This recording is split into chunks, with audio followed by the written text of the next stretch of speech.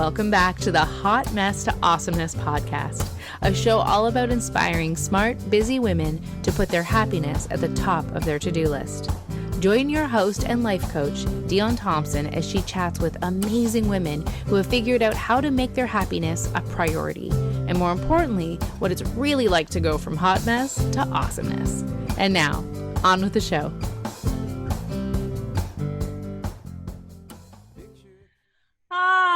Welcome everybody to the Hot Mess to Awesomeness podcast. This is the break that every busy woman deserves. It's a show about real women telling real stories about how they figured out how to be fucking happy. It is rated PG, blah, blah, blah. But the F word is included. Yes.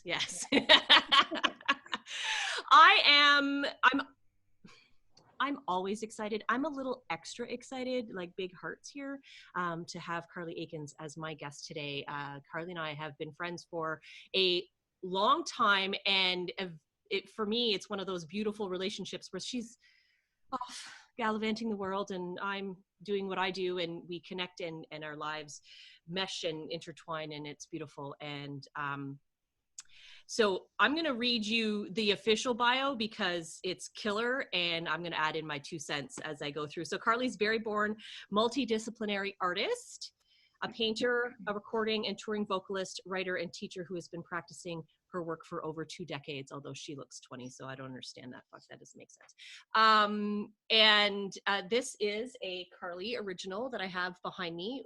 It is one of my favorites, and for any of you who've been in my home, I have like 15 pieces of art up, and 7 of them are Carleigh's, and then the rest of them are mine. So this is a little Carleigh love fest over here at the Thompson House. Love everything that you do. And so for the past 10 years, Carleigh's traveled across the globe singing on world stages with No! She's very popular. That's my my best friend Bowen, who calls me every day. Sorry, go on. That's okay. So you spent years, you were living in Colorado, and you were part of a band called Paperbird, which like frickin' rocks my socks. And whenever I listen to any of your songs with that beautiful group, I'm like, my skin is on fire. Like I just feel it everywhere. And it's a bit of a go-to for me. Didn't make the dance party, but it's definitely on my playlist. So, and you may recognize Carleigh. She was part of a band called Bahamas, another local fabulous individual, and appeared with artists like Jack Johnson, Macy Gray, and Head of the Heart, and member of Toronto supergroup Dwayne Gretzky. Oh my God, I freaking love you guys and everything that you're doing right now. And I recognize that, I mean, the limitations are like that. It's a laundry list of limitations, but you guys are doing beautiful things. So, thank you. Absolutely. And you're working on a solo record, which I'm definitely going to ask you about in but a moment. So Welcome, my beautiful friend. Thank you so much for having me. It's a privilege and an honor. Oh, I'm happy to be here. You say that, and then I'm going to ask you a whole bunch of questions about what it's like being a hot mess. So, maybe hold on to that. I've got lots on that topic. So, maybe let's go there. Let's go there now. So tell us a little bit about what your journey has been, and really, because what brought you to the space of continuously being inspired to show up as an artist in multiple forms, and continuing to do that every day. And then I'm going to ask you about how we fall on our faces around that. But anyway, let me know more about what brought you to this space.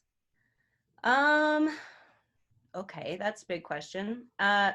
Well, growing up from a very young age, I discovered that I loved the arts. I loved to draw and to sing and to write. And I had a lot of really great teachers who nurtured that, and a wonderful mother who created space in the home for me to paint and allowed me to be in classes to pursue performing arts from a very young age. And around like 11 years old, I started working in summer theater. And I think my dream at first was to be on Broadway. And so I studied kind of in a triple threat program locally in Barrie, and was mentored by a woman named Joy Bainborough, who some of you may know. She's been teaching in Barrie, very talented woman who was my mentor for many years. Then went on to high school, was in shows all through high school, and really excelled in school. In academics, I ended up being like the valedictorian of my high school, but despite all that, I didn't go on to post-secondary education, I think because I just really wanted to go straight to the stage. And so I got hired at Talk is Free Theater, which is a Barrie company, and ended up working with them for many, many seasons.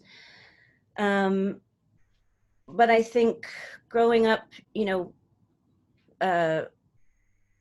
I received a lot of praise and support and, a lot of positive reinforcement, which I'm very lucky to have had. But I think it didn't quite set me up for the elements of rejection that come with being an actress. And, a lot of the things that I first auditioned for, I would get. And so I hadn't experienced like what the real world of going out and competing against all these other women who were far more trained than me. I mean, I would always get to a point where I'd go to the dance audition, and that would be like, maybe you saw some of my dance moves before. I wouldn't quite make the cut. And I just started feeling really not cut out for that environment. And the rejection just quickly made me feel like I couldn't do it. Meanwhile, I could have gone on and continued to train. And I think I had what it takes to pursue that career. But I was also in the meantime playing music with my brother, and I kind of gravitated towards that world because it was a place where I could explore lyricism and write lyrics, and I could just go up there and let loose, and there wasn't like a panel of judges there telling me if I was good enough for the part. And then that led into, once that band kind of disbanded, it was really heartbreaking for me because I was so attached to it, and I really was like, well, no, we're going to be a band and we're going to be successful. We were experiencing some success, but interpersonally we were failing. So when that ended, I decided to move to Toronto and pursue my painting studies, because I'm a painter, as you mentioned. Which is a great alternative to when you're failing in music. Go study other arts instead of a more, practical degree. But anyway, I went to OCAD. I moved to Toronto finally when I was 26 and started studying at OCAD. And within the first year, Afi from Bahamas hired me to be in his band. That's kind of a marker for where a whole new life began. I left school behind. I only went for 1 year of school, even after going back at 26. So still paying off that loan for that 1 year at OCAD. And I proceeded to get like a crash course in touring all over the world with Afi, which is a thing I'm very grateful for. And then that led into me joining Paperbird. So I was in Colorado for a bit. That also was, Paperbird was a band who'd been a band for 10 years before I joined. So that band was kind of running its course in ways. They had all grown up together.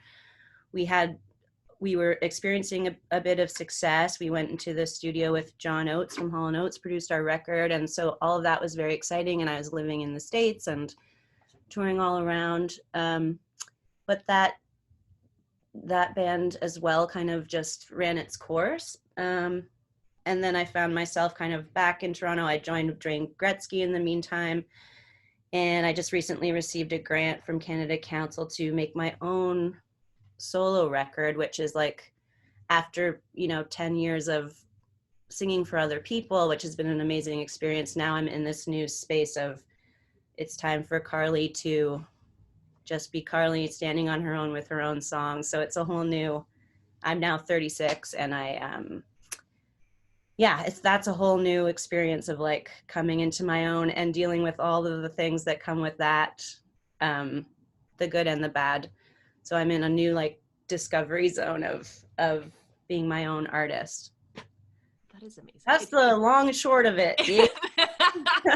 That definitely, you brought us on a journey there from place. Interrupt me if I'm babbling on too much. Okay, I will. As you know, I live with an artist, and I wasn't surprised when you told me that you were nervous, kind of freaking out about doing this, because I've long since learned that stage work is much different than personal work. And when the camera is on you, for you, that's a whole other thing than sort of that. It's the art that's here. And so I'm interested in hearing about sort of your experience with the dichotomy, sort of the Carleigh that lives behind the scenes and the stage woman, and what that interplay was like. Was there conflict? Was it, what did you learn by it? Because I as I hear your story, it was, this thing happened and I felt really good there, and then it disappeared. And then, okay, I have to reinvent myself. And then this thing happened and it was great. And then shift. And your shifts, although all in the same zone, definitely doing different things. Yeah. So I'm very fascinated by, as I'm sure you know, because we've chatted before, but I'm very fascinated about sort of that dialogue that happens here that it determines where we go next. Right. Yeah. Well, it's true that in each of those stages, it's almost like a breakup in a way, and you become part of this unit, this family unit in a band, or, it's just like working with any group of people very closely. And a lot of people say that being in a band is like being in a marriage, which is true if your marriage is like living on a bus and washing your face at a gas station or whatever. But so each time that those things would, they would come to their end, I'm a person who's becomes really attached. I'm a very like nostalgic person. I have a lot of trouble letting go, and I become very attached to people. I mean, recently I've been discovering with identifying myself as an empath and what that means. So for me, it was heartbreaking every time. And it was, like there was a level of devastation, but then there's a level of like reinventing yourself and picking yourself back up and like, okay, what's next? And I've also always kind of gone with the flow and allowed, opportunities to open up, and I kind of just follow them without any like 5-year plan or anything. That's kind of how I operated, especially when I was younger. But yeah, in moving forward, there was a lot of healing that would have to go on to let go of that past. And I don't know if I'm getting too off topic from your question, but yeah, so it's been a series of journeys and like recovering from that and taking from that heartache and creating from it. Of course, a lot of artists think they have to be in pain to like create, but it does help when you're suffering. It does give a lot of material, but I don't want to exist that way forever. But no, and I can appreciate that. And someone who I would say is sort of newly discovered my connection to my personal creativity. And I'm a firm believer that we're born creative and then we're conditioned out. Yeah. So I kind of want to come back and talk about the supports that you had, but would you say that the experience of letting go and having to that sort of dissolution, it really thrusts you into the grieving process? And I can see as an artist and someone who's sort of looking at grief from multiple perspectives right now, that getting to that space where the emotion is raw and real, and where you're identifying with it, and then moving to a place where you can sort of be an observer of it, and see sort of the how it is a part of a grander thing. I think from an artist standpoint, it's important to be in it and to feel it, and then also have that capacity to see how it fits in, right? And Yeah. I'm wondering if, you know, as you are, I wouldn't say you're experiencing it a lot, but that you have sort of, you're come to know this process a little bit more intimately. What would you say you've learned and you have gained from sort of that knowledge of being an empath, of being a feeler, of really sort of being present through it, as opposed to like, no, I'm good, I'm just gonna go do the next thing, right? So what would you say you've gained from all of that? Certainly when I was younger, like say when I left Bahamas, that was a really difficult time for me, but I was young and I had been doing all this amazing stuff, and then it coming to its close, for me at least. Bahamas is still of course a band, but that was really heartbreaking, and I took that really hard, and I think you're still processing that through the years, but now I can look back and see, like, with perspective, of course, like, I'm really happy that happened, because it led me to all these. Would I trade in all the other things that rolled out of that experience to still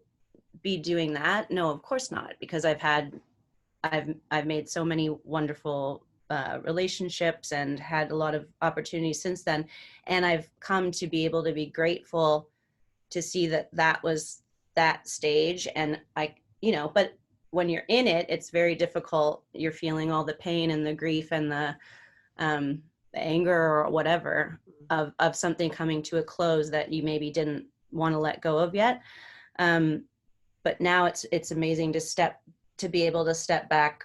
It's been several years since that particular event happened, and really to have the perspective. But it took catharsis in, like, writing songs about it, whatever, in manifesting that through art, to process that. And again, as I say, it doesn't happen overnight, and it's a long process. And then in the interim, there's other heartbreaks, but those set me up to be more prepared.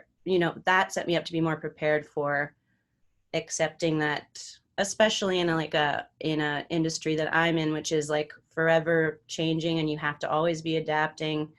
As an artist, you're used to, kind of an instability, and you're always trying to find your footing, and there's no guarantee that if you do these things, you'll achieve this and you'll climb this ladder. So you're used to being kind of unstable, and learning how to adapt and to accept. So it's a constant challenge of those things. Right. And it builds a lot of character, and it's not a lifestyle for everyone. And I think a lot of people, we are all creative, and there's many ways to explore that. If you're choosing a career in creative arts, it's a really challenging one. And I think that a lot of people, kind of give up on their dreams because it's difficult, and your dream might look this way, and the success you want or thought you would have every day is changing along with the industry that is constantly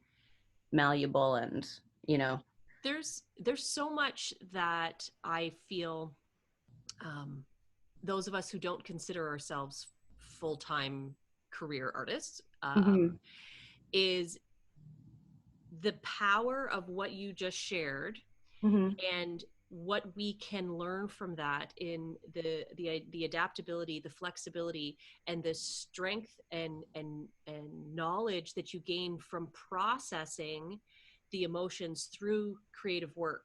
And a big part of what I do with all the women I work with is you have to get good at being messy.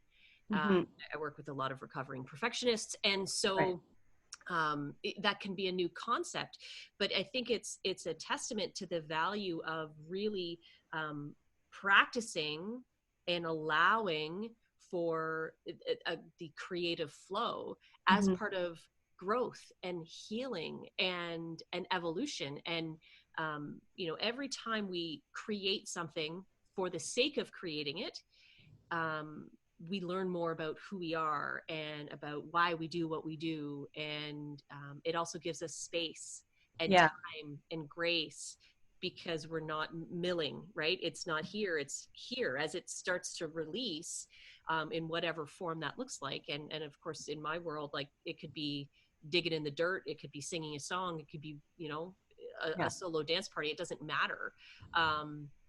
And right now, there's been a lot of talk about the grieving process and grieving the loss of what was 2 months ago. And it's sort of shined a light on what has already been happening for so many of us for most of our lives, that we get so desperate to hold on to something that we don't allow the process. We don't allow ourselves to get to that stage of acceptance and meaning. And I think what I understand and what I'm seeing and what I'm hearing from your story is that you were experiencing those things, and then and the growth doesn't mean you stop grieving, or that you stop feeling, or that you stop being in that moment and experiencing that loss. It's the knowledge that this is a process. And there is, I don't say there's a light, but there is gain. You just have to be patient and do the work, whatever that work is. And it's a painful process, and especially, well, in my case, or in an artist's case who's like, trying to quantify their creation and putting a money value on like your process of just experiencing life and how you outwardly express that. It's a difficult thing, because then all of a sudden it's like, well, how much is this worth to people? Am I worthy of being heard? Is my story interesting enough? All of that stuff. So you're constantly grappling with that, and you just have to adapt to know that, like, if you're doing this for everyone else, then you're never going to be happy or satisfied. It's part of the process of doing this for yourself and your personal expression. And if others can find their story in yours or relate to you somehow, then that's wonderful. And that, so it's like success is gauged in this very strange way, where you're like putting yourself out there and you're pouring your heart out, and you can be told over and over again, like, that's not good enough. Nobody cares. No one's listening to your music. No one's streaming your stuff. All this, you're constantly like up against these measures of how your story is worth. So it's just coming to terms with, like, I've been given a way to express this outwardly that hopefully people can relate to, but I have to do this for myself and not for anyone else. And it's also, as if one career path comes to an end, and you like, now when I'm deciding now to pursue my own project on my own, I always told myself, like, I'll be happy when I can find the time to go do that. But in doing that, it opens up a whole new, not a wound, but a whole new part of you that's like, okay, now I'm putting myself out there in this new way, and it brings up all these other things that also are measured by your past, so it's a constant being up on stage and expressing yourself in front of people is like obviously a really vulnerable thing. It can be a really empowering thing, because you can take on a persona and you kind of go into this space where it's like, it's not even you. You're like, this is my stage person. So of course it's more vulnerable to be here with you in this intimate setting than it is to be under the lights, and you can take on a character. But it's also, it's a lot of things. It can be really painful. And for a long time, I struggled with severe anxiety. Like, all of a sudden I had really bad stage anxiety. And that was really hard, because I'd always felt really comfortable on stage. But suddenly all the stuff I wasn't dealing with was manifesting now in this safe zone, where I was like, but this is how I let everything out. And it was starting to just manifest in my body, all the issues I wasn't dealing with personally, all the unhealthy relationships I was in, So as much as you can express that, and the catharsis comes from being creative, if you're not like dealing with yourself on a really personal, intimate level and doing the work, then it'll manifest and it'll sabotage all your happiness, as you know. So that's a beautiful metaphor of like, I'm so happy on stage. This is my safe place. This is where I feel most comfortable. And all of a sudden it like shifted into this space that I wanted to curl up and die. Like I felt so uncomfortable on stage, and it happened quite suddenly, but it was just like, oh, you've probably had an anxiety disorder for a long time. And now it's like, it's coming to a head. Right. So that's what it took for me to like step back and realize that I had a lot of self-work to do, which of course I'm still working on. What are your sort of go-to, I would say strategies, but what is the work for you? And because I know that the women here and the women who are watching may not be on stage in the same way, but for so many of us, that's how we feel. Yeah. When we step into the zone of the identities we feel safe in, whether that's at work or as the mom, or this is my chateau and I've Martha Stewarted it up. If you understand that reference, she seems old now. But anyway, but you know, we put on this persona and we're like, I got this, and underneath the stuff is going right. And you know, my inner critic, I named her Bertha, like she's just kicking into high gear, and all of a sudden the things that I thought I had like a total handle on are freaking sand through my fingers. Like it just falls apart. So I know that the tools and the strategies that you know, it's nice to have access to multiple things and to be able to try new things, because as we evolve, things that worked for us last year may not work for us next year, and we have to be continuing to, because as you said, this is the process of healing and self-discovery and getting really clear on what makes us really happy. That's a long game. Like that's a journey, right? So what are some of the go-to things that you would do to help you move through all this self-awareness? Well, I think I was discovering that the self-talk that goes on in my head, I just thought that was reality and that was the truth, you know? And so it came to realizing like that I'm telling myself a lot of things. I also, you know, recognizing the unhealthy relationships and unhealthy boundaries I had set in my personal or romantic relationships that led me to a lot of, you know, decreased self-esteem. So it's like, it's this weird place where you're like, I'm on stage all the time. I have to look really confident and strong and powerful and get through the show. But inside you're like, the things you're saying to yourself are horrible, you know? And realizing like the separation between that, like as much as you can be up on stage and people are clapping for you and saying you did a great job, your inner critic is telling yourself that you suck. So really it's been like understanding that about my self-talk and how I speak to myself in my head. You know, and that's come with like a lot of reading and help along the way. So yeah, trying to tackle that. And self-care has always been like a struggle for me. And it's especially hard when you're a touring musician to take care of yourself. You're in like really insane conditions. So I let that kind of slip away from me. So it's coming back now that I'm not on the road so much, and I can, it's messy, you know, I'm home now and it's like, okay, now I'm just faced with all this shit that I have to like unpack, and it's a hot mess.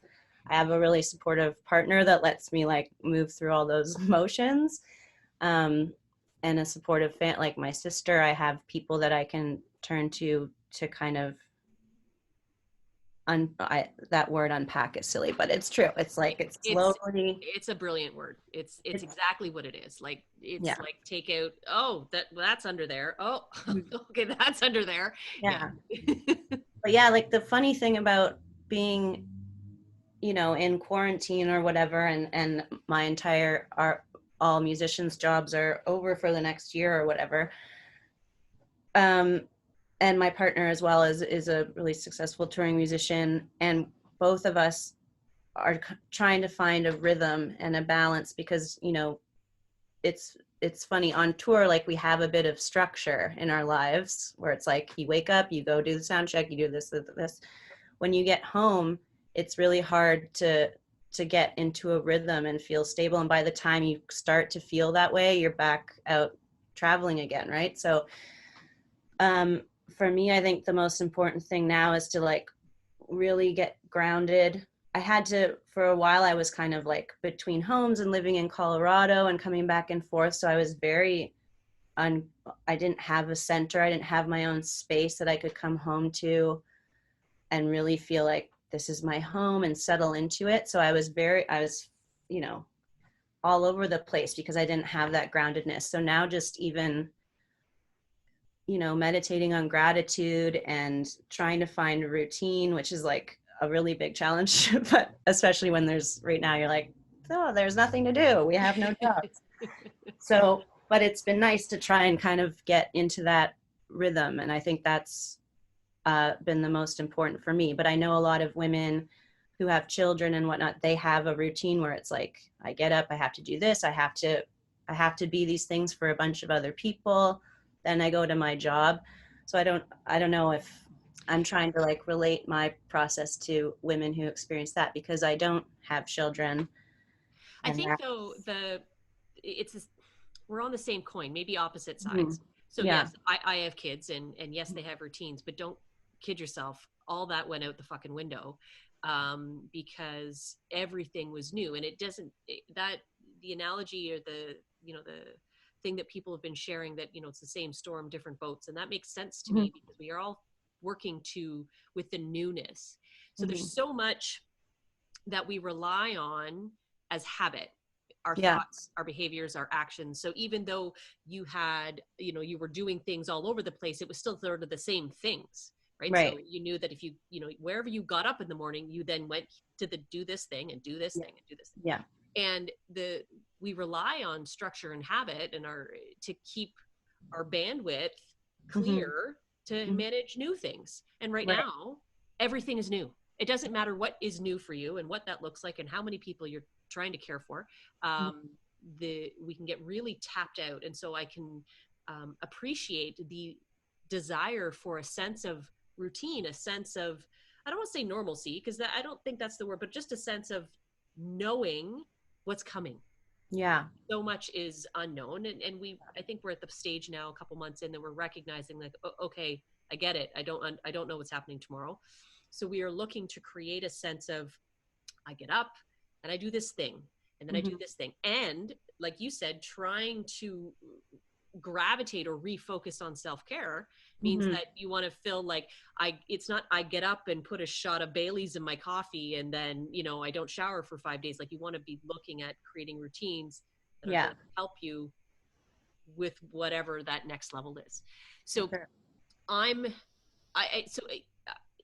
it's important that I just wanted to share, like, what your experience is extremely valid. And regardless of the women, whether they have children or not, I think we can all relate to that desire to create something where you feel valuable and that your time is like you're doing something, not necessarily being productive, but that you feel like you're putting in something that will matter later.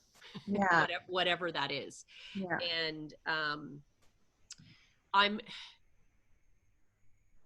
knowing what you have gone through for decades now of processing and releasing and gaining and releasing and learning. What would you say are the gifts that you're receiving now in this moment of grounding and,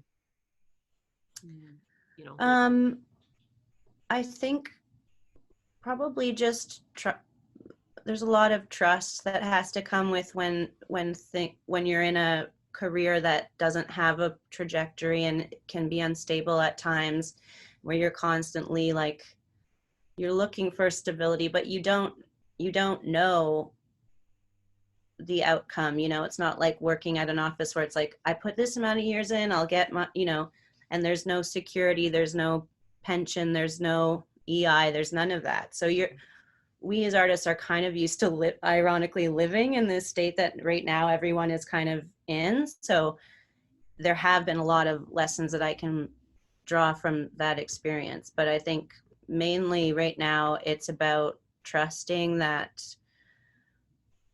you're safe and cradled and you're going to be okay, and that you will find a way that things are going to look different on the other side of this, but that we're humans and we're extremely resilient and adaptable, and we'll figure out a way as it comes. I mean, that's just from my lifestyle has shown me, like, well, yes, there's a lot of instability here, and we don't know what my industry will look like in 2 months, as I know a lot of my friends in other industry, especially the hospitality industry.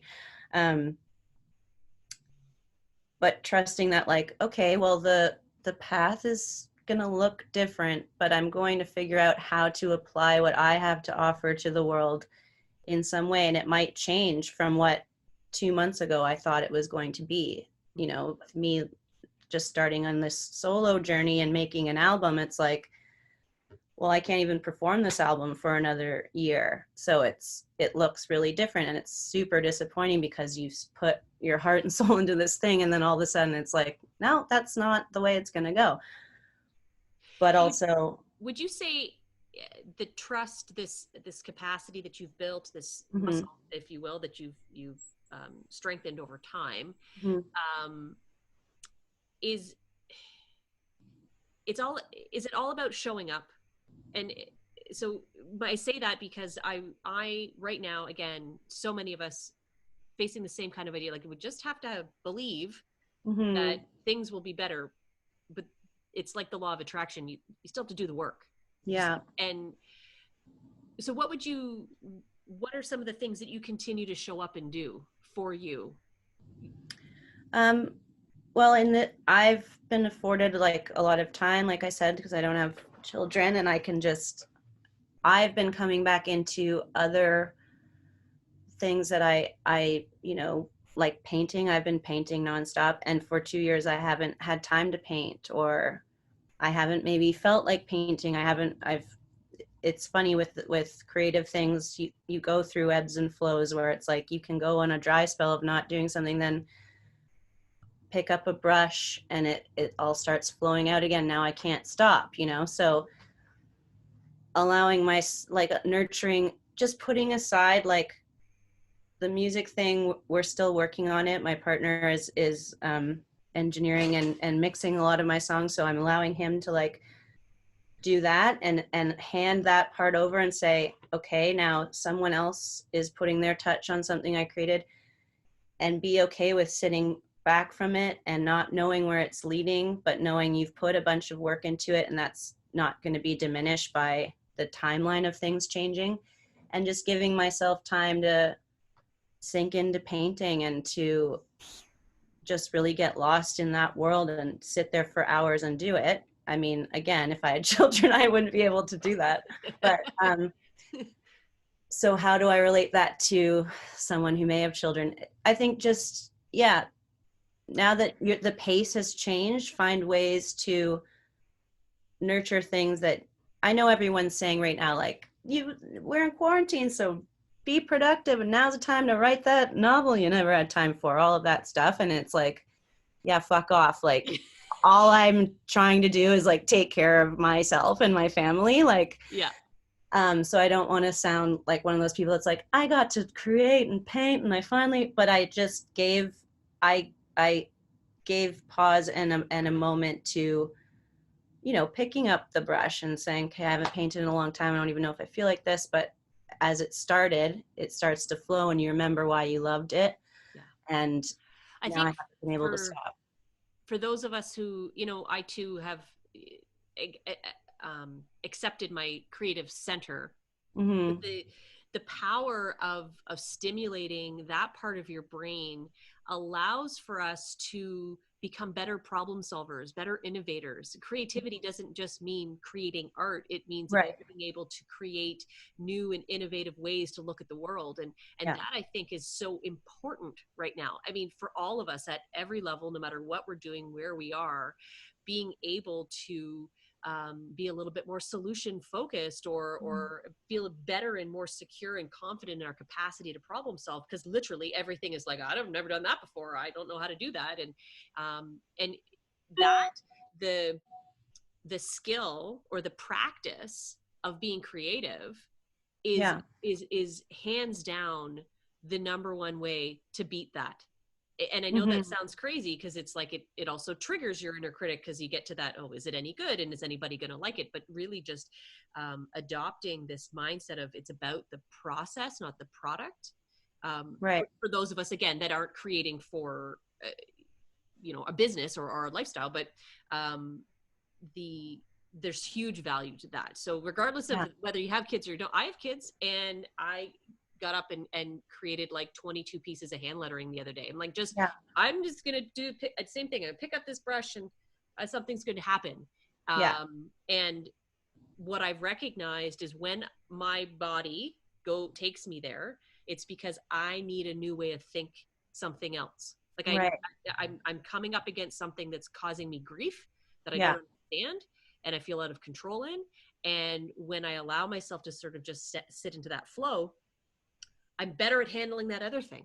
So, those pieces may never see the light of day, or I may sell 400 copies. Like right? It's, and so for those of us who maybe don't consider ourselves professional artists, the value of tapping into that now, and not about being productive, not about writing that novel, not about doing more than you can, but knowing that even for 5 minutes, you can create some momentum in other areas that you're feeling stuck in.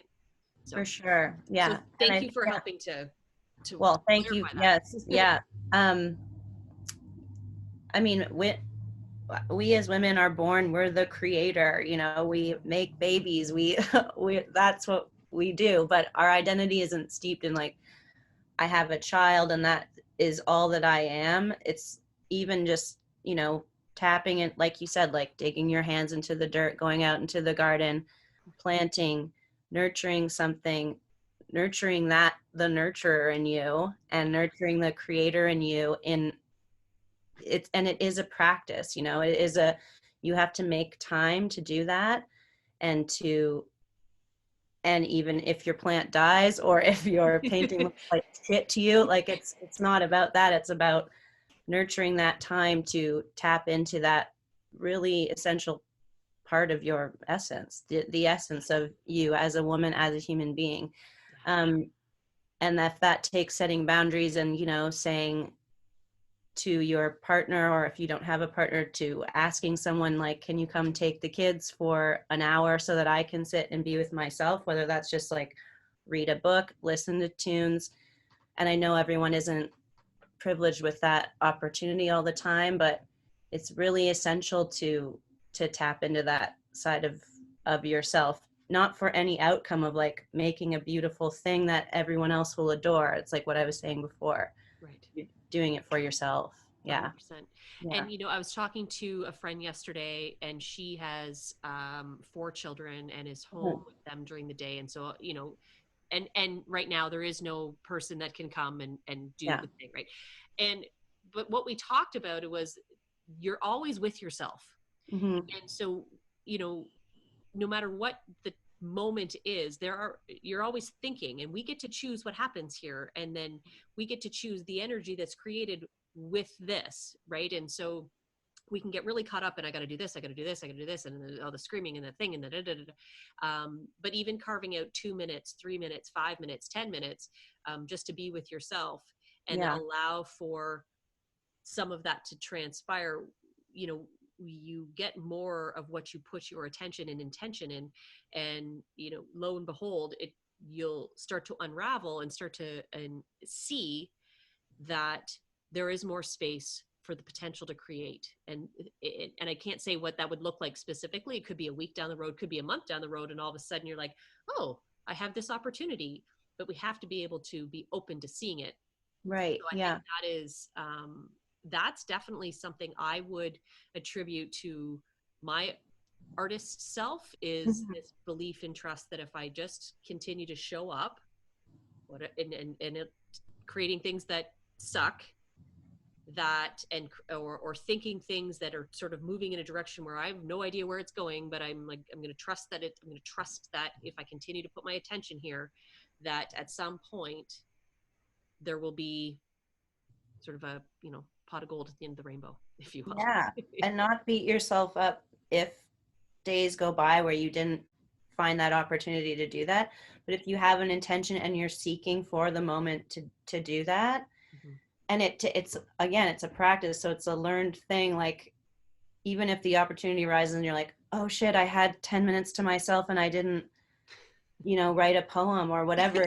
But like, even just acknowledging like, oh, I would have loved to have taken that moment to do this, and just with the intention, eventually opportunities to do that will open, and you'll seize it, and then it'll just start to become habit. And with every moment to spare that you have, you'll want to nurture that more, so Would you yeah. say that would be either something that you were supported to have grow within you? But it sounds to me, earlier you said, I would just sort of like go and be like, there's a thing, I'm going to go do that now.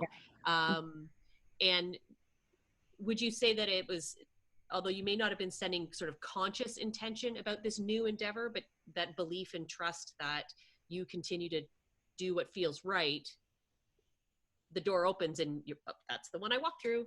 Yeah. Yeah. I'm not trying to say like things came so easy to me and every door would open up. It wasn't easy. That being said, like I was saying, when I was younger, I was used to like, I'd audition for something, I would get it. And then when that didn't happen, I was like, well, must not be good like I thought I was. I'm going to give up on that. But of course, rejection is an experience in and of itself that is beneficial and important to your growth process.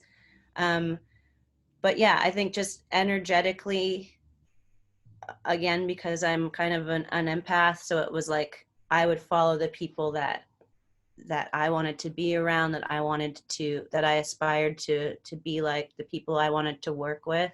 Mm-hmm. And in pursuing that, just energetic, it was like, I don't know where this is going to lead, but this makes me feel good and powerful, so I'm going to pursue that. Yeah. Or if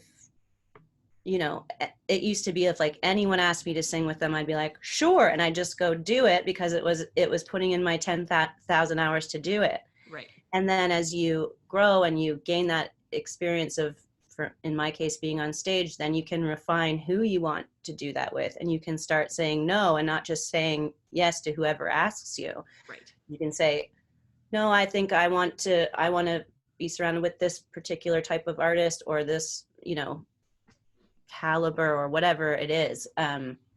You can start to refine that for yourself.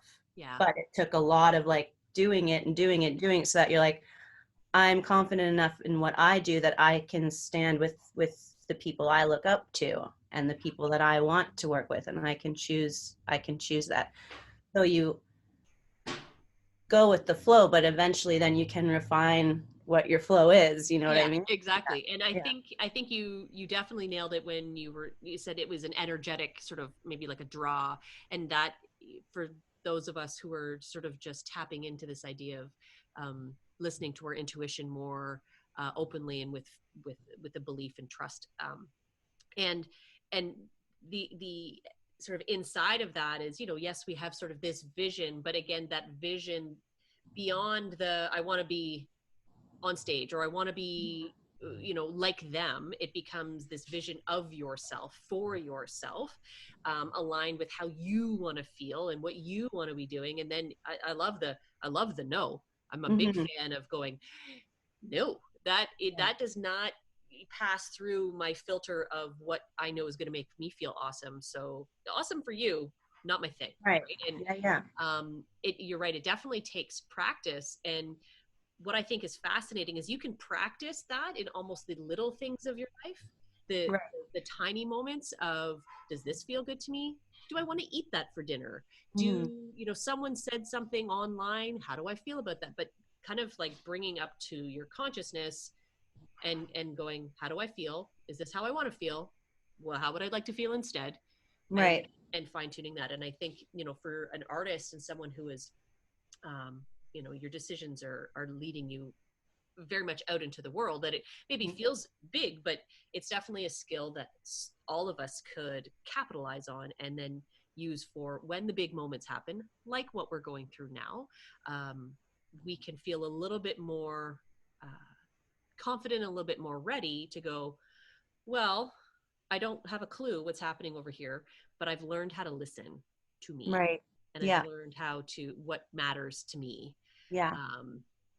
So thank you. It's fabulous. And I don't know if you would have ever seen it that way. And I know that throughout our conversation, you're saying, well, I'm over here and the other women are doing this. But I really do feel that there's so much commonality to our experiences, even though our stories are extremely unique, and going back to, those moments when you were younger, learning that your story does matter, because everybody has a story that might seem different, but again, there's so many underlying connections that we can all gain from. So I'm super. Which is what I was saying that about, songwriting or whatever, and you're like, but this is so specific to me. But that's what's beautiful about music and about songs, right? We find our own story in all of that.